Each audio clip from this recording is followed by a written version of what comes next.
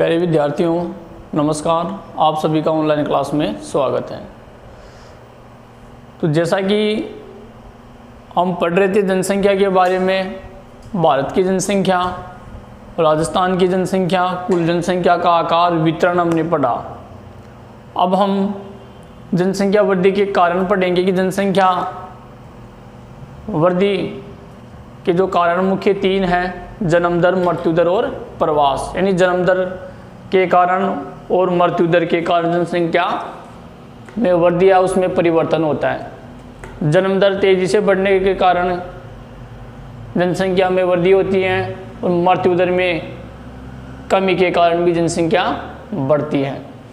इसके अलावा एक होता है प्रवास, जिसको हम प्रवसन कहते हैं।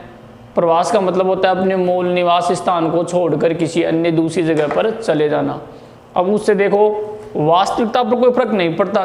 जैसे मान लो भारत की जनसंख्या हमने 121 करोड़ पढ़ी, राजस्थान की 6.86 करोड़ पढ़ी।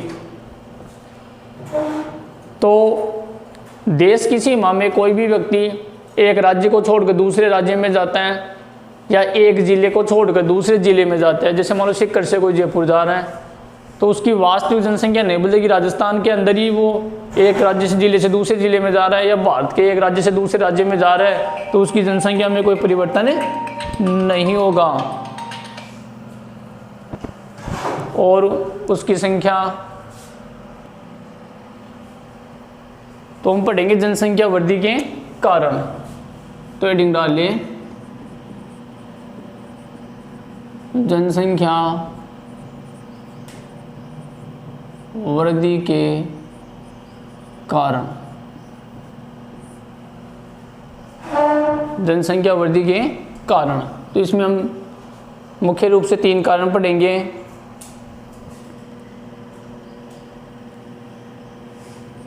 कारण किसके? वृद्धि के या परिवर्तन भी आ सकता है, वृद्धि या परिवर्तन के कारण।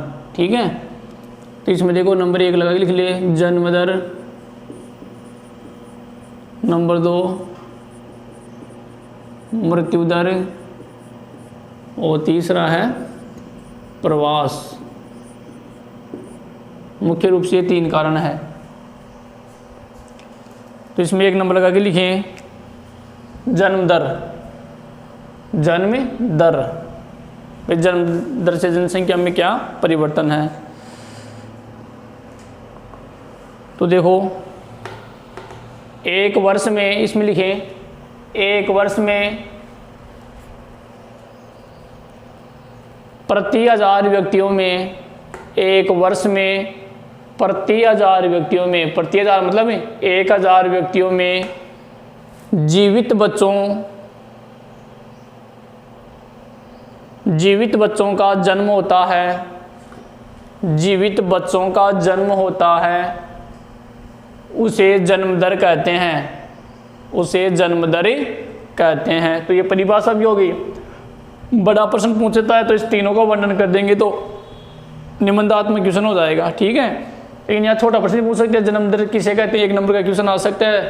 तो प्रति वर्ष यानी हर वर्ष, प्रत्येक वर्ष, प्रति 1000 यानी 1000 जो जन्म लेने वाले बच्चे, उनमें जो जीवित बचते हैं, जीवित बच्चों की संख्या यानी 1000 प्रति 1000 या प्रति वर्ष 1000 या प्रति 1000 बच्चों पर जीवित या व्यक्तियों पर जीवित बच्चों की संख्या, जो बच्चे जन्म लेते हैं उनमें जीवित कितने रहते हैं 1000 में से, तो उसकी जन्म दर हो जाएगी। ठीक है, मृत्यु दर इसका उल्टा हो जाएगा। तो ये परिभाषा हो गया। अगली लाइन से लिखें,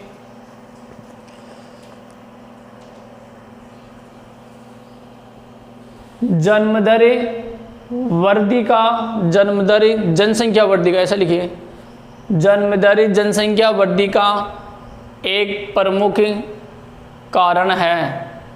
जन्म दर जनसंख्या वृद्धि का एक प्रमुख कारण है क्योंकि भारत में जन्म दर अधिक रही है, क्योंकि भारत में जन्म दर अधिक रही है, क्योंकि भारत में जन्म दर अधिक रही है। यानी जनसंख्या जो जन्म दर वो क्या जा रही है, ज़्यादा रही है। तो जन्म दर ज़्यादा होने से क्या हो गई, जनसंख्या बढ़ गई। तो भारत में जन्म दर ज़्यादा रही, इस कारण से जनसंख्या वृद्धि तेजी से हुई है।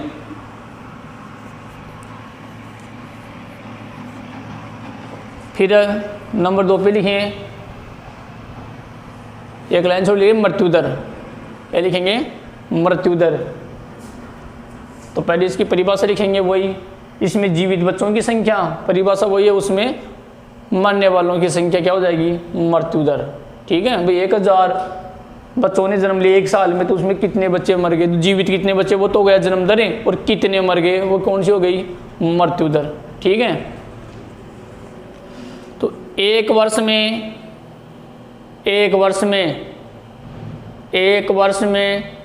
प्रति हजार, एक वर्ष में प्रति हजार, प्रति यानी भी एक ही होता है, 1000 व्यक्तियों में मरने वालों की संख्या, वहाँ कौन सी थी, जीवित बच्चों की संख्या, यहाँ मृत्यु दर तो मरने वालों की संख्या, ये याद रखेंगे आप।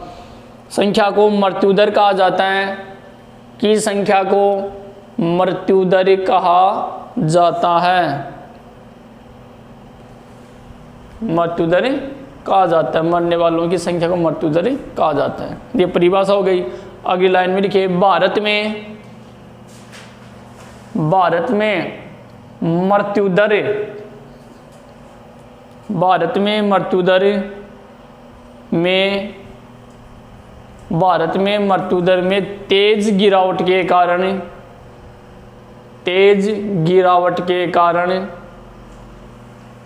जनसंख्या वृद्धि हुई है, जनसंख्या वृद्धि हुई है, यानी तेज गिरावट के कारण जनसंख्या वृद्धि हुई है। मृत्यु दर में तेज गिरावट यानी बहुत ज़्यादा, यानी मरने वाले, देखो अभी विज्ञान ने कितना, पहले टीके वगैरह नहीं लगते थे, विज्ञान ने इतनी प्रगति नहीं की थी, तो इस कारण से विज्ञान के युग के कारण, नई नई तकनीक के कारण, मशीनों के कारण, नए नए आविष्कार के कारण भयंकर से भयंकर बीमारी का इलाज, और उनकी मृत्यु दर में क्या हो गई, बहुत ज़्यादा कमी हो गई, जिस कारण से जनसंख्या बढ़ गई। जन्म तो ज़्यादा लेते हैं, मृत्यु कम होती है, इस कारण से जनसंख्या क्या हो रही है, बढ़ रही है। ठीक है, फिर देखो अगली लाइन से लिखेंगे, 1981 से धीरे धीरे जन्म दर में गिरावट प्रारंभ हो गई। तो ये काफ़ी इम्पोर्टेंट सन है 1981 की जो जनगणना 10 साल 91 में, फिर 10 साल कम 81 में हो गए ना, तो 81 से जन्म दर में धीरे धीरे जन्म दर में गिरावट प्रारंभ हो गई, जिस कारण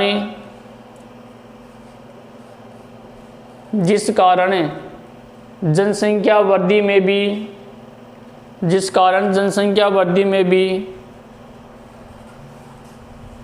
गिरावट आई है, जिस कारण जनसंख्या वृद्धि में भी गिरावट आई है। यानी 1981 की जो जनगणना है, उसके बाद की जनगणना 91 में देखें तो 81 के बाद में भारत की जो जनसंख्या वृद्धि है उसमें क्या आई है, कमी आई है, यानी जन्म दर क्या हो गई, कम हो गई। तो 1981 के बाद भारत की जन्म दर में कमी कौन से सन में आई, ऐसा प्रश्न पूछते हैं, तो 1981 में। कब आई, 1981 में जनसंख्या में कमी प्रारंभ हो गई। 81 सन याद रखेंगे, प्रश्न सन का प्रश्न पूछा जाता है यहाँ से, कि भारत में कौन सी जनगणना से या कौन सी सन से जनसंख्या में मतलब जन्म दर में कमी आई है या प्रारंभ हुई 1981 के बाद, उसके बाद जनसंख्या में गिरावट आई है। यानी जो जनसंख्या तो बढ़ रही है, लेकिन उसकी बढ़ने की गति क्या हो गई, धीमी हो गई। ठीक है, तीसरा लिखें प्रवास, एक लाइन छोड़ लिए, तीसरा पॉइंट प्रवास।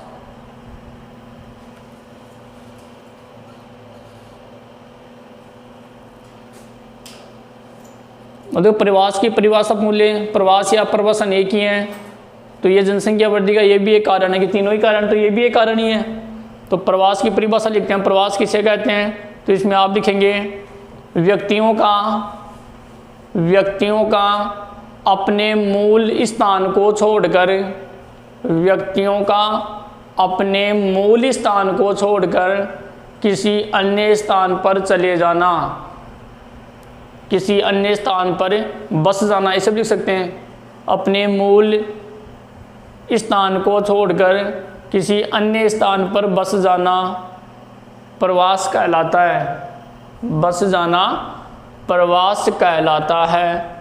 बस जाना प्रवास कहलाता है।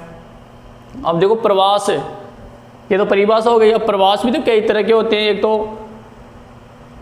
आंतरिक प्रवास हो गया और एक अंतर्राष्ट्रीय प्रवास हो गया। आंतरिक मतलब देश की सीमाओं के अंदर, जैसे भारत में 29 राज्य हैं, तो एक राज्य का दूसरे राज्य में चला जाएगा तो उससे भारत की जनसंख्या में कोई प्रभाव पड़ेगा? वास्तविक में प्रभाव पड़े नहीं पड़ेगा। यानी 121 करोड़ जनसंख्या है, मान लो 1 करोड़ दूसरे राज्य में चले गए या 50 लाख चले गए, 2 लाख चले गए, तो भारत की जो जनसंख्या है वो 121 करोड़ तो वही रहेगी। यानी एक दूसरे स्थान पर जाने से जनसंख्या में वृद्धि नहीं होगी, भारत की जनसंख्या तो वही रहेगी ना वास्तव में। तो समझ रहे हो, जैसे किसी जगह की जनसंख्या मान लो 1 लाख है, वो दूसरी जगह एक ज़िले में दूसरी तहसील में चला गया तो उस ज़िले की जनसंख्या में परिवर्तन थोड़ी आएगा, नहीं आएगा ना। परिवर्तन किस में आएगा? उस राज्य में परिवर्तन आ जाएगा। जैसे मान लो उदाहरण के लिए राजस्थान से 1 लाख लोग हैं, गुजरात चले गए, मान लो कमाने के लिए चले गए, तो राजस्थान भी तो भारत में ही है, गुजरात भी भारत में ही, तो जो वास्तविक जनसंख्या वो तो वही रहेगी, चाहे 29 में कहीं चले जाएं। लेकिन राजस्थान से गए हैं तो अब यहाँ परिवर्तन हो जाएगा, भारत में तो वही रहेगा क्योंकि भारत में जा रहे हैं एक दूसरे राज्य में ही तो। लेकिन राजस्थान से 1 लाख है तो राजस्थान में तो घनत्व कम हो गया और कहाँ गुजरात में बढ़ गया, जनसंख्या बढ़ गई ना।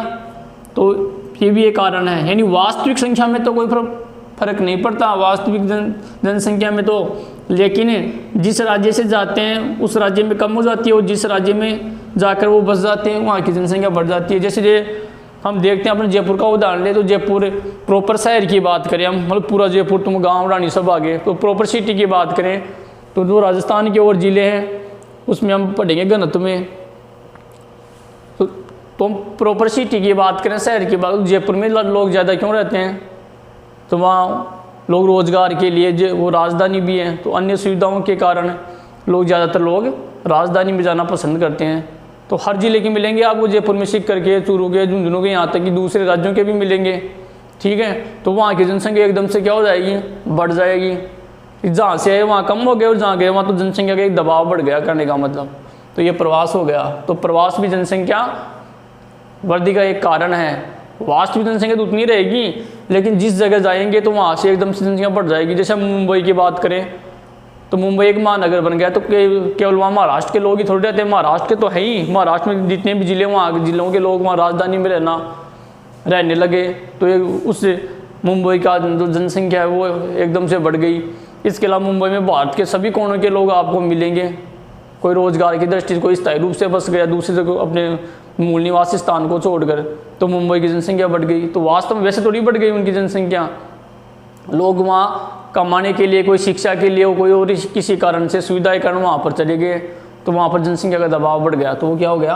प्रवास। तो इसमें लिखिए आप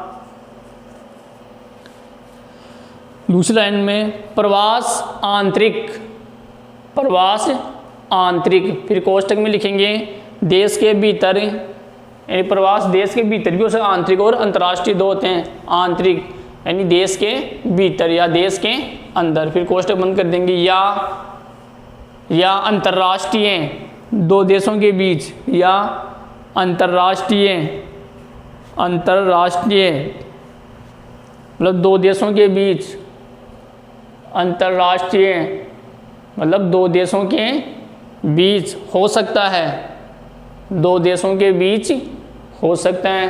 तो यानी आंतरिक देश की सीमाओं में, एक राज्य के लोग दूसरे राज्य में वो आंतरिक हो गया, और अंतर्राष्ट्रीय मतलब कई लोग, जैसे भारत के लोग अमेरिका में भी रहते हैं, इटली में भी रहते हैं, और भी कई राज्यों में रहते हैं, विदेशों में रहते हैं, तो वो भी एक प्रवास है। तो भारत से मान लो 1 लाख लोग अमेरिका चले गए, तो भारत में 1 लाख जनसंख्या कम तो ही गई नहीं यहाँ की, तो लेकिन वहाँ अमेरिका की बढ़ गई, ठीक है। या विदेश के लोग भी भारत में आते हैं तो वहाँ कम हो गई, यहाँ बढ़ गई, तो ये जनसंख्या में परिवर्तन करते हैं। वास्तविक तो वही रहती हैं, लेकिन जनसंख्या के घनत्व को कम और ज़्यादा कर देते हैं ये। दूसरी अगली लाइन से लिखेंगे, ऐसे पॉइंट बना के लिखें, जैसे ये था। अब अगला लिखें, आंतरिक प्रवास। आंतरिक प्रवास मतलब एक राज्य से दूसरे राज्य में या एक जिले से दूसरे जिले में। तो आंतरिक प्रवास देश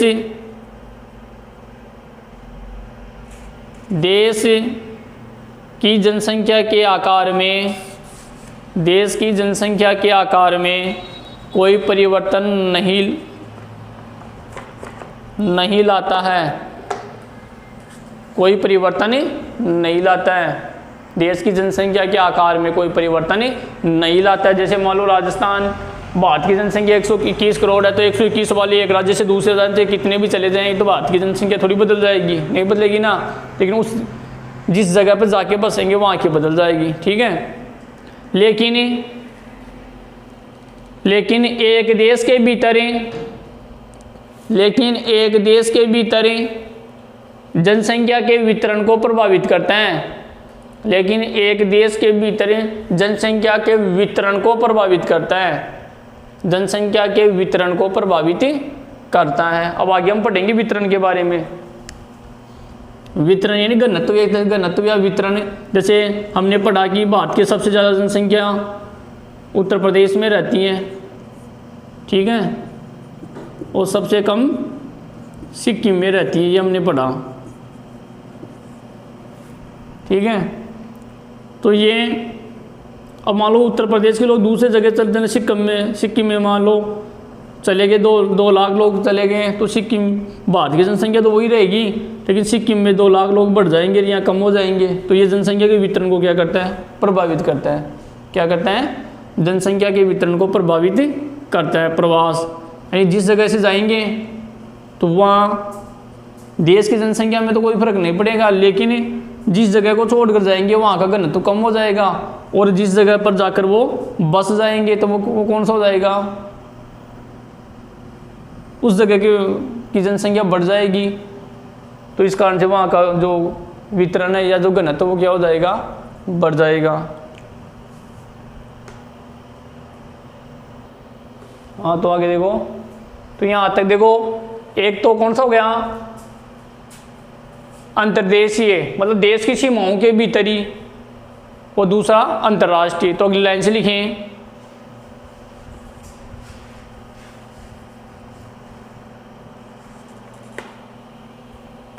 भारत में, अगली लाइन से लिखेंगे, भारत में अंतर्राज्यीय रा आधा जाएगा, ये एक वाला अंतर्राज्यीय सर्वाधिक प्रवास यानी अपने मूल जगह को छोड़कर दूसरी जगह पर जाना। ग्रामीण क्षेत्रों में होता है, यानी एक गांव से दूसरे गांव में। ग्रामीण क्षेत्रों में होता है, यानी एक गांव से दूसरे गांव में। क्योंकि ग्रामीण क्षेत्रों में होता है, क्योंकि शादी के बाद महिलाएं प्रवासित होती हैं। क्योंकि शादी के बाद महिलाएं प्रवासित होती हैं, क्योंकि शादी के बाद महिलाएं प्रवासित होती हैं, यानी वो अपने गांव को छोड़कर शादी के बाद वो दूसरे गांव में चली जाती है। तो जिस गांव से गई तो वहाँ का घनत्व क्या हो गया, कम हो गया। जहाँ पर वो गई वहाँ पर वो बढ़ गया। तो ऐसे एक गांव से दूसरे गांव में तो ये परिवर्तन आता रहता है, ठीक है। फिर अगली लाइन लिखें,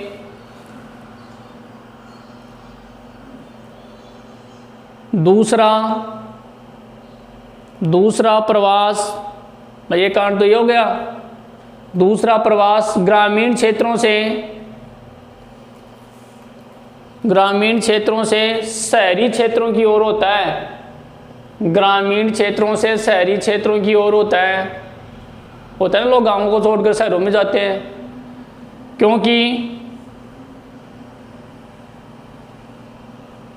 क्योंकि गाँव में गरीबी एवं बेरोजगारी होती है। क्योंकि गाँवों में गरीबी व बेरोजगारी होती है। क्योंकि गाँव में गरीबी और बेरोजगारी होती हैं।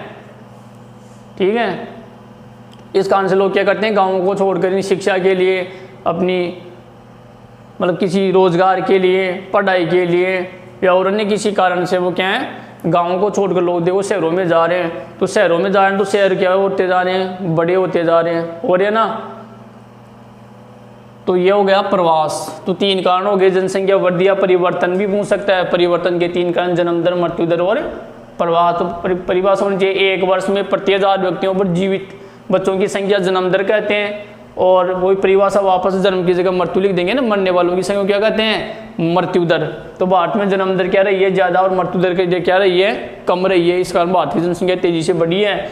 लेकिन 1981 के बाद में भारत की जनसंख्या की वृद्धि में धीरे धीरे क्या आई है, कमी आई है। तो ये प्रश्न याद रखनी है आपको। तीसरा प्रवास हमने पढ़ा, यानी अपने मूल निवास स्थान को छोड़कर किसी दूसरे स्थान पर चले जाने को प्रवास कहते हैं। प्रवास क्या होता है, देश की सीमाओं में आंतरिक और अंतर्राष्ट्रीय प्रवास हो सकता है। तो आंतरिक प्रवास में देश की सीमाओं के भीतर, और अंतर्राष्ट्रीय प्रवास में एक देश से दूसरे देश में होता है। तो प्रवास से क्या होता है, प्रवास क्यों होता है, तो ये गांव, ग्रामीण क्षेत्रों से गांव की ओर होता है, यानी महिलाएं शादी के बाद दूसरे गांव में चली जाती हैं। दूसरा, गांव के लोग रोजगार के लिए या और किसी अन्य कारण से, शिक्षा के लिए वो ग्रामीण क्षेत्रों को छोड़कर कहाँ जा रहे हैं, शहरों की ओर। इस कारण शहरों की संख्या बढ़ जाएगी। तो किस कारण बढ़ी, प्रवास के कारण। ठीक है, अगली हेडिंग डालें, जनसंख्या घनत्व। तो इसमें भारत शब्द लिख लिया हम, पहले भारत का पढ़ लेंगे, फिर राजस्थान का, तो याद भी सही होगा ना, भारत का जनसंख्या घनत्व। ठीक है ना।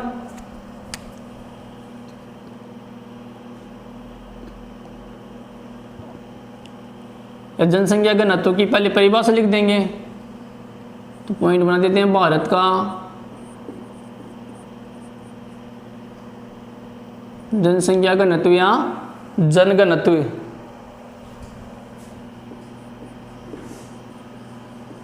जनसंख्या घनत्व, पहले हम इसकी परिभाषा पढ़े, हम तो भारत पढ़ रहे हैं, फिर राजस्थान का पढ़ेंगे ना। तो घनत्व किसे कहते हैं, 1 वर्ग किलोमीटर में, 1 वर्ग किलोमीटर में रहने वाले व्यक्तियों की संख्या को क्या कहते हैं, जनसंख्या घनत्व। क्या कहते हैं, तो ये छोटा प्रश्न पहले पूछ सकते हैं, जनसंख्या घनत्व किसे कहते हैं। तो 1 वर्ग किलोमीटर में, जैसे हम क्षेत्रफल निकालते हैं उसमें वर्ग लगाते हैं ना, वर्ग स्क्वायर नहीं लगाते क्या, लंबाई गुना चौड़ाई गुना करते हैं तो वर्ग उत्तर आता है। जैसे हम सेंटीमीटर, वर्ग सेंटीमीटर, मीटर तो वर्ग, मीटर तो वर्ग लगता है ना। तो ये घनत्व है ना, क्षेत्रफल को दर्शाता है, प्रति वर्ग किलोमीटर क्षेत्रफल को दर्शाता है। ये वर्ग का मतलब क्षेत्रफल हो गया ना। तो 1 वर्ग किलोमीटर में रहने वाले लोगों की संख्या को क्या कहते हैं, जनसंख्या घनत्व। तो जनसंख्या घनत्व सबका अलग अलग है, हर राज्य का अलग मिलेगा, हर गांव का अलग मिलेगा। ठीक है, जैसे महानगर है तो उनका जनसंख्या घनत्व ज़्यादा है, शहरों का ज़्यादा मिलेगा और गाँवों का कम मिलेगा। ठीक है, तो इसमें जनसंख्या की घनत्व की पहले परिभाषा लिखेंगे हम। तो जनसंख्या घनत्व भारत का वर्तमान में कितना है, 382 व्यक्ति। ये भी याद रखना है, ये संख्या नहीं है, 382 क्या है, व्यक्ति हैं। 382 व्यक्ति कहाँ, प्रति वर्ग किलोमीटर, कहाँ, प्रति वर्ग किलोमीटर। पहले 325 था, 2011 के आंकड़े हैं ये, 2011 के अनुसार, यानी वर्तमान में 382 व्यक्ति प्रति वर्ग किलोमीटर है। और 2001 की जनगणना में कितना था, 325 व्यक्ति प्रति वर्ग किलोमीटर। ठीक है, परिभाषा ये याद रखना पड़ेगा। फिर भारत में सबसे ज़्यादा जनसंख्या घनत्व कौन से राज्य का है, तो भारत का पढ़ें तो भारत में जिला थोड़ी पढ़ेंगे, राज्य पढ़ेंगे ना। तो सबसे ज़्यादा जनसंख्या घनत्व सर्वाधिक में राज्यों में पढ़ेंगे तो बिहार का 1102, कितना, 1102 क्या, वही व्यक्ति, 1102 क्या, व्यक्ति प्रति वर्ग किलोमीटर में रहता है। और सबसे कम अरुणाचल प्रदेश का, कितना, 17 व्यक्ति प्रति वर्ग किलोमीटर। कितना व्यक्ति, 17 व्यक्ति वर्ग किलोमीटर। अब देखो इसको कैसे पूछ सकते हैं, 2011 एक छोटा बड़ा प्रश्न पूछे तो पूरा लिखना आपको, छोटा पूछे परिभाषा तो बता देंगे। 1 वर्ग किलोमीटर रहने वाले लोगों की संख्या जनसंख्या घनत्व कहते हैं 2011 के। अब ये सब वर्तमान में पूछे या आपको तारीख वो सन देगा 2011 की जो जनगणना, उसके बाद का प्रति व्यक्ति घनत्व कितना है, तो 382 व्यक्ति प्रति वर्ग किलोमीटर। पिछला पूछे 2001 का पूछे तो 325 व्यक्ति वर्ग किलोमीटर। ये भारत का पढ़ रहे हैं हम। भारत में सर्वाधिक जनसंख्या घनत्व वाला, अब देखो सीधा प्रश्न पूछे हैं 1 नंबर का कि भारत में सर्वाधिक जनसंख्या वाला राज्य कौन सा है, तो हम पढ़ चुके हैं पहले, आकार और वितरण में पढ़ा था ना हमने, उत्तर प्रदेश। कौन सा, उत्तर प्रदेश। और सबसे कम सिक्किम पढ़ा था। यहाँ घनत्व की बात हो रही है तो जनसंख्या घनत्व सबसे ज़्यादा किसका है, बिहार का, 1102 व्यक्ति प्रति वर्ग किलोमीटर। तो ये भी याद रखना है, ये तो याद होना ही चाहिए आपको, विशेष तो है। और देखो सबसे कम कहाँ, अरुणाचल प्रदेश का। तो बिहार कौन सा है, राजस्थान के बाद उत्तर प्रदेश। नक्शे में देखो तो बिहार, राजस्थान के जस्ट सामने उत्तर प्रदेश, उत्तर प्रदेश के सामने कौन सा आ गया, बिहार आ गया। ठीक है, नक्शे में देखें तो अरुणाचल प्रदेश चीन के बॉर्डर पे ऊपरी ऊपर है। आसाम पढ़ते हैं, फिर नागालैंड, मणिपुर, मिजोरम पूर्व में। ऊपरी ऊपर कौन सा है, चीन के बॉर्डर पे अरुणाचल प्रदेश। उसका जनसंख्या घनत्व सबसे कम है भारत में, 29 राज्यों में मात्र 17 व्यक्ति प्रति वर्ग किलोमीटर। अब देखो यहाँ 17 व्यक्ति रहते हैं 1 वर्ग किलोमीटर में, और ये बिहार में कितने रहते हैं, 1102। यानी जमीन आसमान का अंतर हो गया, नहीं हो गया क्या? तो ये पढ़ेंगे पहले हम। तो इसमें लिखिए आप परिभाषा लिख ले पहले इसकी। ये प्रश्न पूछे जाते हैं घनत्व का वर्णन के, तो पहले आप परिभाषा लिखेंगे, बाद में स्टार्ट कर देंगे। तो लिखें प्रति, या एक लिख लें तो इससे सही, प्रति भूल देना, एक लिख लिया आप। 1 वर्ग किलोमीटर में रहने वाले, ऐसे लिखे तो याद करने में सरलता रहेगी। 1 वर्ग किलोमीटर में रहने वाले व्यक्तियों की संख्या को, 1 वर्ग किलोमीटर में रहने वाले व्यक्तियों की संख्या को जनसंख्या घनत्व कहते हैं। जनसंख्या घनत्व कहते हैं। 1 वर्ग किलोमीटर में रहने वाले व्यक्तियों की संख्या को जनसंख्या घनत्व कहते हैं। दूसरी लाइन से लिखेंगे जनसंख्या घनत्व, जनसंख्या घनत्व जनसंख्या के, जनसंख्या घनत्व जनसंख्या के असमान,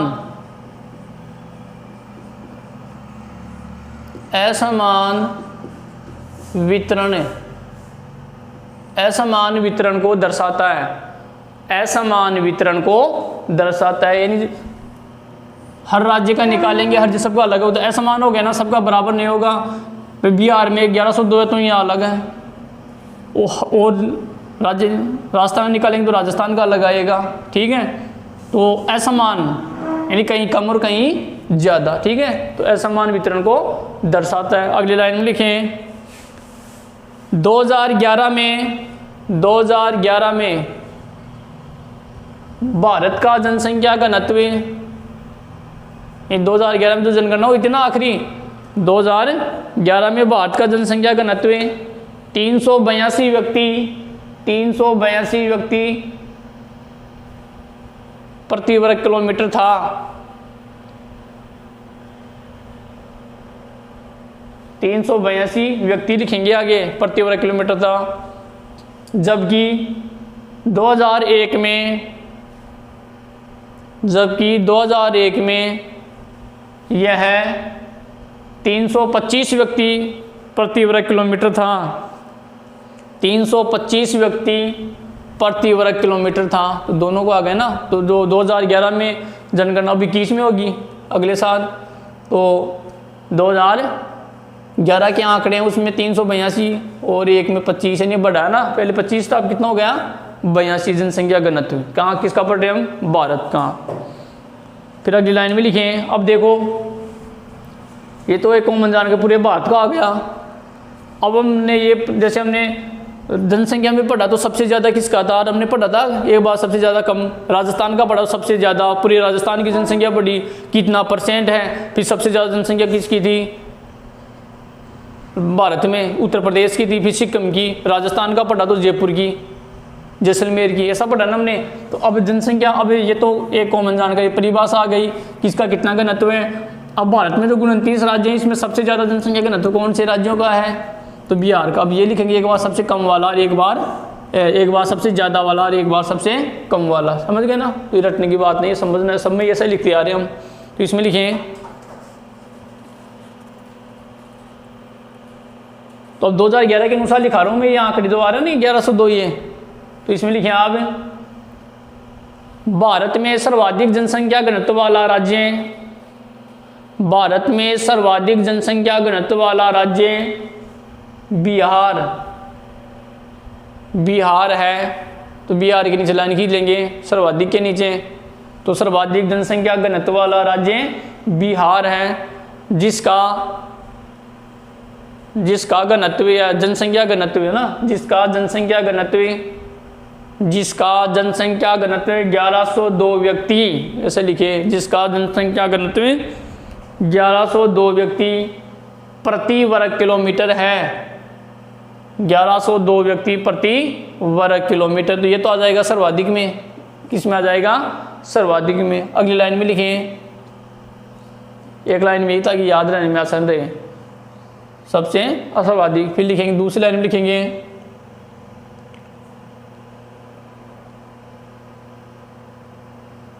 अरुणाचल प्रदेश का, दूसरी लाइन में लिखिए अरुणाचल प्रदेश का जनसंख्या घनत्व सबसे कम है, सबसे कम,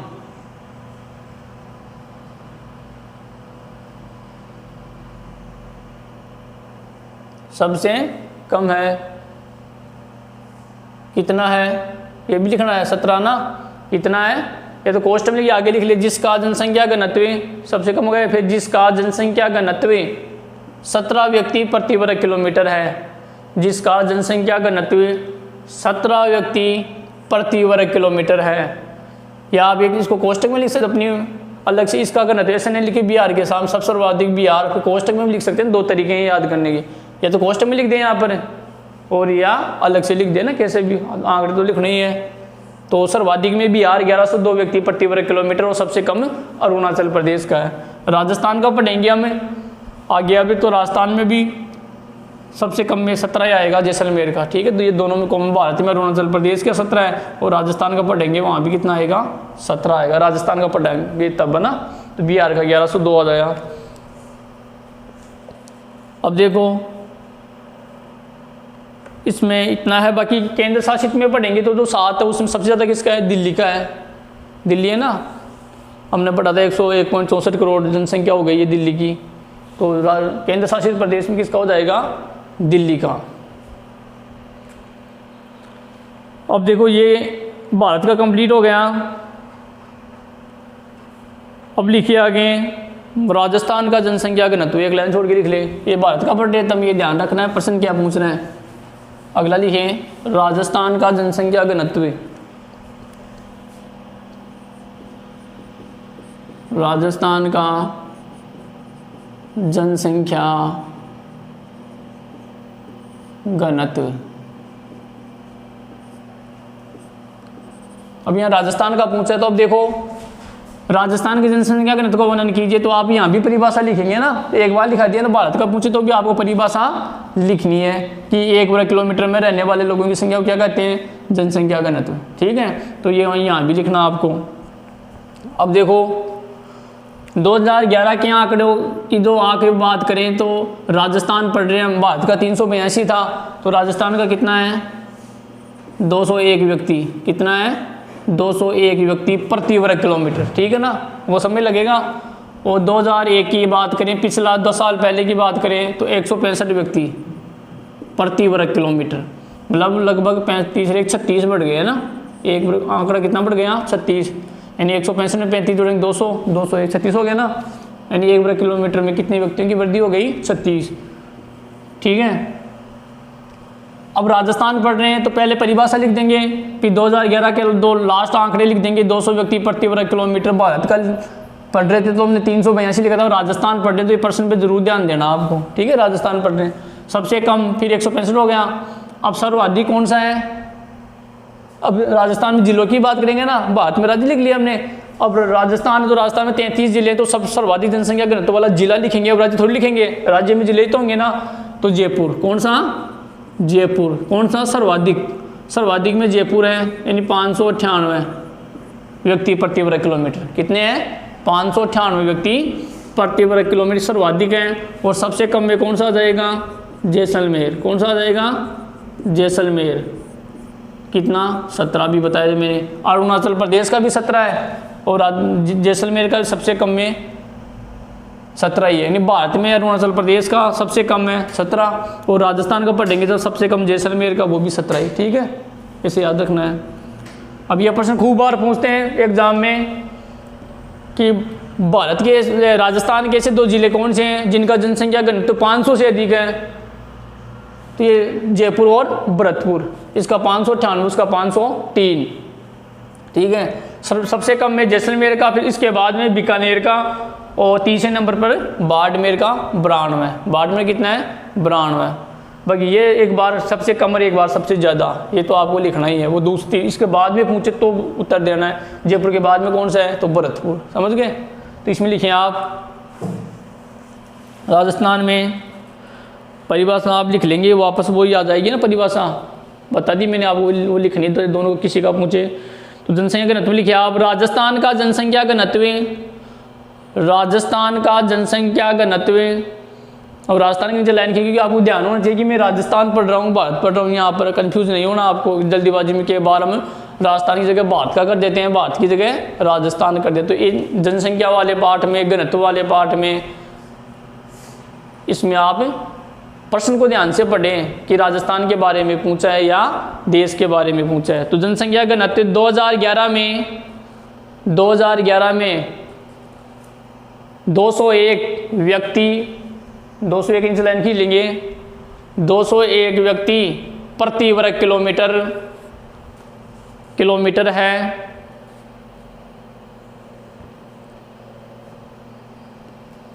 तो 2011, अगली लाइन में लिखेंगे 2001 में यह आंकड़ा 165 व्यक्ति प्रति वर्ग किलोमीटर था। 2001 में यह आंकड़ा 165 व्यक्ति प्रति वर्ग किलोमीटर था। मैंने पहले लिख दिया था ना यहाँ पर 165, 2001 की, तो 2001 के नीचे लाइन खींच लेंगे और 165 के नीचे। ठीक है, यहाँ 11 के नीचे, तो 11 में मतलब आखिरी जनगणना 11 में तो ये तो 201 व्यक्ति, उससे पहले का पूछे तो 165 व्यक्ति, मतलब 36 कम थे।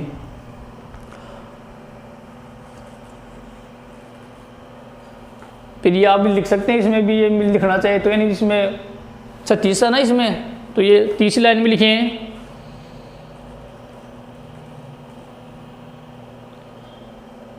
1 वर्ग किलोमीटर में, अगली लाइन से 1 वर्ग किलोमीटर में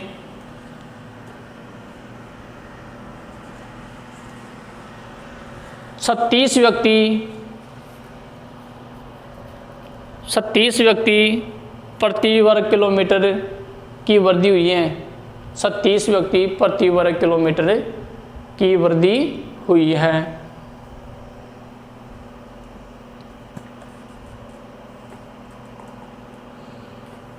फिर अगली लाइन में लिखेंगे 2011 में राजस्थान का, 2011 में वो कम सबसे ज़्यादा एक बार कम वाला लिखेंगे, नहीं तो जानकारी होगी सब टोटल मिलाकर हो गया सर्वाधिक और कम वाला।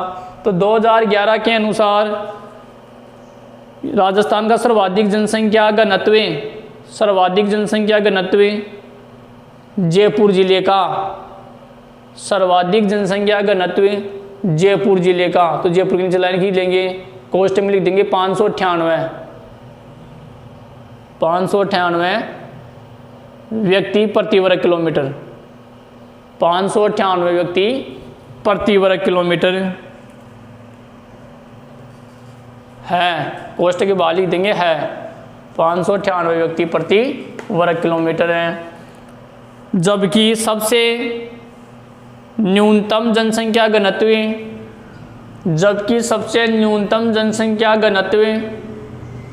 जैसलमेर जिले का, जबकि न्यूनतम जनसंख्या घनत्व, न्यूनतम यानी सबसे कम जनसंख्या घनत्व जैसलमेर जिले का, कोष्ट में लिख देंगे 17 है। अब ऊपर लिख दिया हमने एक बार प्रति वर्ग किलोमीटर को, समझ जाएगा कि प्रति घनत्व की बात करें, एक जगह लिख दिया तो 17 क्या प्रति वर्ग किलोमीटर, 17 व्यक्ति प्रति वर्ग किलोमीटर, तो एक जगह लिख दिया हमने। तो दूसरे तो दोनों में लिख दे तो भी चलेगा, नहीं लिख दे एक में तो लिखना ही है आपको, ठीक है। तो सर्वाधिक में जयपुर और सबसे कम में क्या आ जाएगा, जैसलमेर, 17 व्यक्ति प्रति वर्ग किलोमीटर। अब इसमें जो सारणी भी दी गई है तो सारणी में भी हम देख के लिख सकते हैं कि 500 से अधिक वाले 2 जिले हैं, अभी बताया जयपुर 598 और एक भरतपुर 503।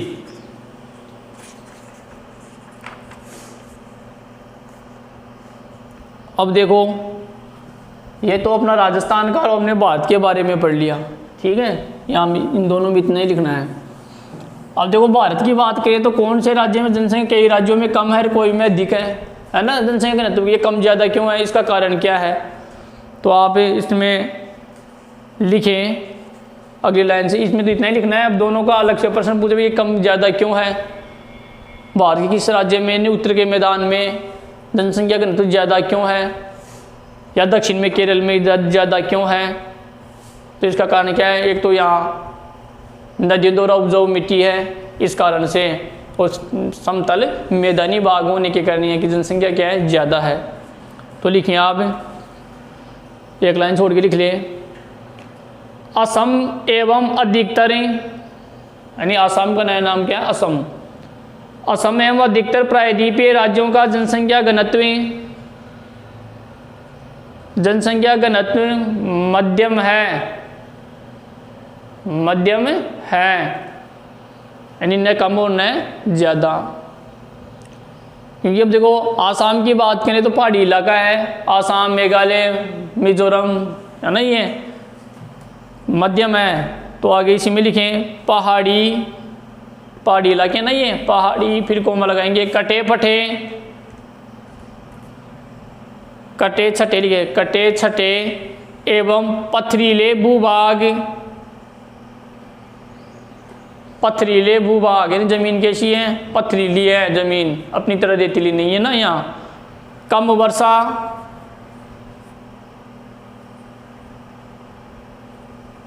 एवं कम उपजाऊ मिट्टी के कारण यहाँ का जनसंख्या घनत्व कम है,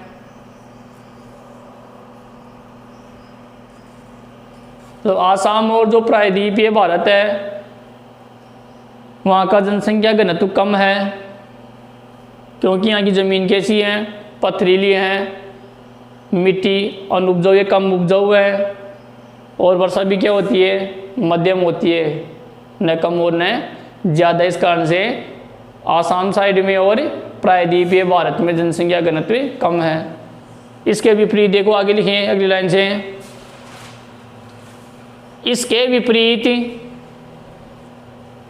विपरीत उत्तर के मैदानी भाग, यानी भारत का उत्तर का विशाल मैदान, हम जो भौतिक प्रदेश में बांटते तब पढ़ते हैं ना में, तो उत्तर के विशाल या उत्तर के मैदानी भाग एवं दक्षिण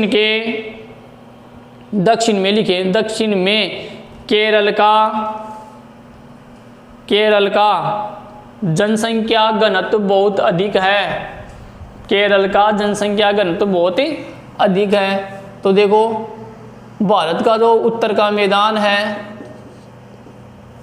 उत्तर का मैदान जो भौतिक प्रदेशों में बांटते हैं ना में, ये पंजाब, हरियाणा, उत्तर प्रदेश, बिहार, पश्चिम बंगाल, ये सब किस में जाए, उत्तर का, जहाँ नदियाँ गंगा, ब्रह्मपुत्र, ये सिंधु, ये नदियाँ बहती है, तो ये उत्तर का विशाल मैदान। तो यहाँ समतल ज़मीन है, नदियाँ अपने साथ मिट्टी बहाकर लाती है, वो उपजाऊ है, और वहाँ पानी की कोई कमी नहीं है ना। इस कारण से क्या है, यहाँ पर जनसंख्या घनत्व ज़्यादा पाया जाता है। दक्षिण में केरल में, तो भारत के दक्षिण में नीचे केरल है ना, वहाँ पर जनसंख्या घनत्व सबसे ज़्यादा है। किसकी बजाय, आसाम और प्रायद्वीपीय पठार की अपेक्षा या प्रायद्वीपीय भाग की अपेक्षा, क्योंकि यहाँ का जनसंख्या घनत्व ज़्यादा है। कहाँ का, भारत के उत्तर के विशाल मैदान का और केरल के दक्षिणी भाग में। इसका कारण क्या है, तो लिखे क्योंकि यहाँ समतल मैदान, जमीन कैसी है, बिल्कुल समतल है, समतल मैदान एवं उपजाऊ मिट्टी पाई जाती है, तथा उपजाऊ मिट्टी पाई जाती वर्षा भी अधिक मात्रा में होती है, एवं वर्षा भी अधिक मात्रा में होती है, एवं वर्षा भी अधिक मात्रा में होती है। तो वर्षा भी अधिक मात्रा में होती है। ठीक है, तो उत्तर का विशाल मैदान की अपेक्षा, ऐसे पूछ ले, आसाम और पहाड़ी इलाकों की अपेक्षा उत्तर के मैदान में और केरल के दक्षिण में जनसंख्या अधिक क्यों पाई जाती है? तो बिल्कुल सरल है, उत्तर के विशाल मैदान में क्या है, मिट्टी के समतल मैदान, मैदान तो समतल हो जाएगा, ऊबड़ खाबड़ थोड़ी होगा, पहाड़ तो ऊबड़ खाबड़ होते हैं। तो मैदान है, यहाँ वर्षा भी पर्याप्त मात्रा में होती है, ज़मीन कैसी है, उपजाऊ है, समतल और वर्षा, 3 कारण लिख देंगे आप। ठीक है, तो ये तो आप पता, वहाँ कम क्यों है तो लिख देंगे, वहाँ का मैदान कैसा है, वहाँ वर्षा कम होती है, उसका उल्टा लिख देंगे। वहाँ कैसा है, ज़मीन कैसी है, पथरीली, और वर्षा भी क्या होती है, कम होती है, और मिट्टी क्या है, अनुपजाऊ या कम उपजाऊ है। ठीक है, अगली हेडिंग डालें, जनसंख्या समस्या। जनसंख्या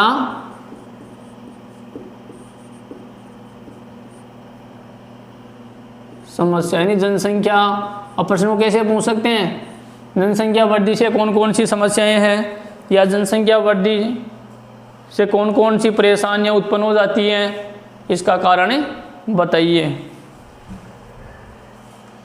ठीक है, तो बिल्कुल सरल है भाई, जनसंख्या वृद्धि से क्या होता है आपको पता है। जनसंख्या वृद्धि से जो हमारी जो मूलभूत आवश्यकताएं हैं, रोटी, कपड़ा, मकान, आवास, जो भी है, उनकी उपलब्धता कम हो जाती है, उन पर हमें संसाधनों पर अधिक खर्च करना पड़ता है। ठीक है, और अगर जनसंख्या, इसके अलावा उन संख्या के लिए बेरोजगारी, गरीबी, ये भी किसका कारण है, जनसंख्या वृद्धि का। तो जनसंख्या वृद्धि की समस्या, प्रश्न कैसे घुमाओगे, जनसंख्या समस्या मतलब है जनसंख्या वृद्धि की कौन कौन सी समस्याएं हैं, या जनसंख्या वृद्धि से कौन कौन सी समस्याएं उत्पन्न हो जाती है। तो एक बिल्कुल रटना, बिल्कुल आप लिखते ही आपको याद हो जाएगा, ये बिल्कुल सरल है। तो इसमें लिखें आप,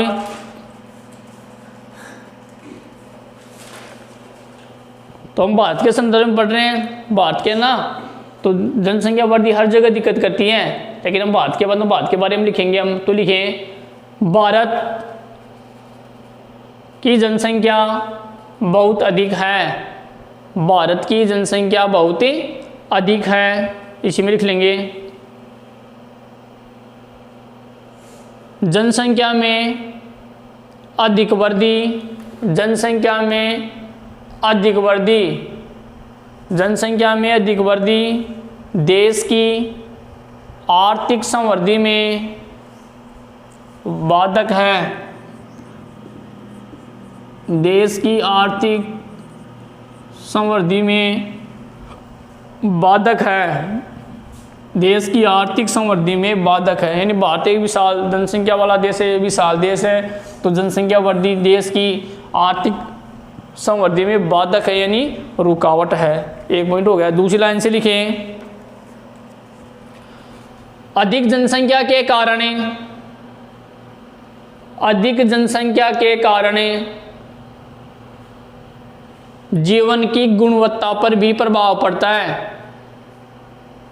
अधिक जनसंख्या के कारण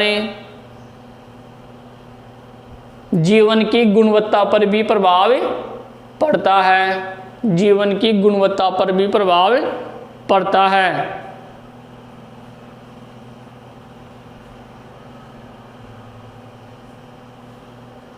भाई एक जैसे एक परिवार में मान लो 2 ही व्यक्ति हैं, 2 बच्चे हैं, एक में 5 हैं, तो 5 के लिए अधिक खर्च करना पड़ेगा। हम उन्हें अच्छा भोजन नहीं दे सकते, अच्छा खाना नहीं, अच्छी शिक्षा भी नहीं दे सकते हैं, क्योंकि उनके लिए हमें धन खर्च करना पड़ता है।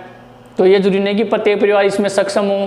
तो जितने कम जनसंख्या जितनी कम होगी, इसको परिवार का मैंने उदाहरण दिया, तो जिस प्रकार एक परिवार में संख्या कम होगी तो उनको हम अच्छी शिक्षा दिला पाएंगे, अच्छी शिक्षा दिलाएंगे तो उनका जो आने वाला समय है वो कैसा होगा, बढ़िया होगा। हम उसको अच्छी शिक्षा दिलवा सकते हैं, अच्छी जगह पढ़ाई करवा सकते हैं, वो अपने हम उनको अच्छे संसाधन उपलब्ध करवा सकते हैं। लेकिन परिवार की जनसंख्या ज़्यादा है तो हम उनको न तो अच्छी शिक्षा दिलवा सकते हैं, न उनको अच्छा भोजन दे सकते हैं, और न उनको अच्छा हम उनका शारीरिक देखभाल भी कर सकते हैं, उनके स्वास्थ्य पर भी इसका प्रतिकूल प्रभाव पड़ता है। तो अगली लाइन में लिखें, अधिक जनसंख्या के कारण, अधिक जनसंख्या के कारण, अगली लाइन से लिखेंगे भोजन, कपड़ा,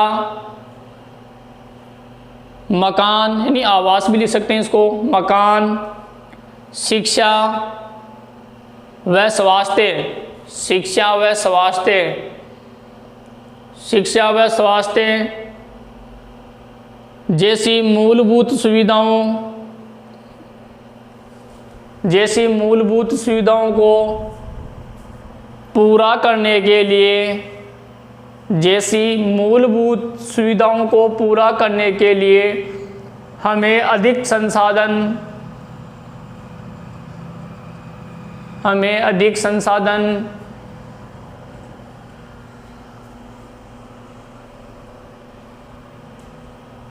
अधिक संसाधन का उपयोग करना पड़ता है। हमें अधिक संसाधन का या संसाधनों का भी लिख सकते हैं, संसाधनों का उपयोग करना पड़ता है। यानी हमें रहने के लिए जगह ज़्यादा चाहिए, ठीक है, भोजन चाहिए तो भोजन भी ज़्यादा चाहिए। ना छोटा परिवार होगा तो कम से काम चल जाए, तो ज़्यादा परिवार होगा तो उनको लिए खाने के लिए अनाज भी ज़्यादा चाहिएगा, उनकी शिक्षा के लिए भी खर्च ज़्यादा करना पड़ेगा, और स्वास्थ्य यानी उसके शरीर के ऊपर भी, जैसे कोई बीमार हो गया तो उनके लिए भी हमें ज़्यादा खर्च करना पड़ेगा। तो उसी प्रकार देश जितना बड़ा होगा तो उनको पढ़ाने की सरकार के ऊपर ज़्यादा बार आएगा, वजन आएगा। आर्थिक समृद्धि जिस प्रकार हम परिवार का उदाहरण लेके समझ सकते हैं वैसे ही देश पर लागू होता है। अगली लाइन से लिखें, इसके अलावा, किसके अलावा भाई, रोटी, कपड़ा और मकान, शिक्षा, स्वास्थ्य, इसके अलावा देखो बेरोजगारी, बेरोजगारी व गरीबी,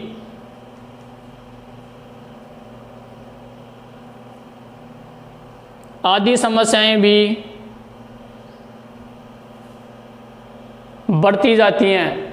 गरीबी व बेरोजगारी आदि समस्याएं भी बढ़ती जाती हैं। इसके अलावा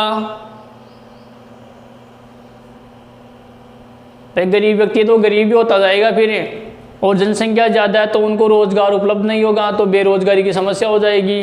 तो अगर आदमी बेरोज़गार, उसको रोज़गार नहीं मिलेगा तो वो क्या हो जाएगा, गरीब हो जाएगा। और गरीबी क्या है, गरीबी का कारण है, यानी वो उस चक्कर में फंस जाएगा। इसके अलावा अन्य भौतिक सुख सुविधाएं, इसके अलावा अन्य भौतिक सुख सुविधाएं जो हम प्रकृति से प्राप्त करते हैं, तो अन्य भौतिक सुख सुविधाएं जैसे पीने का पानी, पीने का पानी, बिजली, यातायात आदि की समस्याएं भी उत्पन्न होती हैं, आदि की समस्याएं भी उत्पन्न होती हैं, आदि की समस्याएं भी उत्पन्न होती हैं।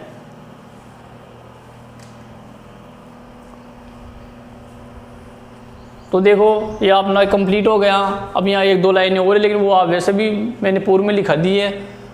जनसंख्या समस्या, जनसंख्या वृद्धि से कौन कौन समस्या उत्पन्न हो जाती है आराम से लिख सकते हैं ना, रोटी, कपड़ा, मकान, मूलभूत सुविधाएं, स्वास्थ्य, ऐसी ज़्यादा संसाधन खर्च करने पड़ते हैं, आर्थिक समृद्धि रुक जाती है, बाधा उत्पन्न होती है। तो ये जनसंख्या वृद्धि का कारण क्या हो गया कि एक तो हमने शुरू में पढ़ा था, जो जन्म दर है वो बढ़ रही है और मृत्यु दर क्या हो रही है, कम हो रही है। इस कारण से भी भारत की जनसंख्या लगातार बढ़ रही है। तो आज के इस वीडियो में इतना ही पढ़ेंगे। नेक्स्ट वीडियो में हम, अगले वीडियो में भारत की साक्षरता दर पढ़ेंगे कि साक्षर व्यक्ति कौन होते हैं और साक्षरता दर क्या होती है, भारत की साक्षरता कितनी है, राजस्थान की कितनी है। धन्यवाद।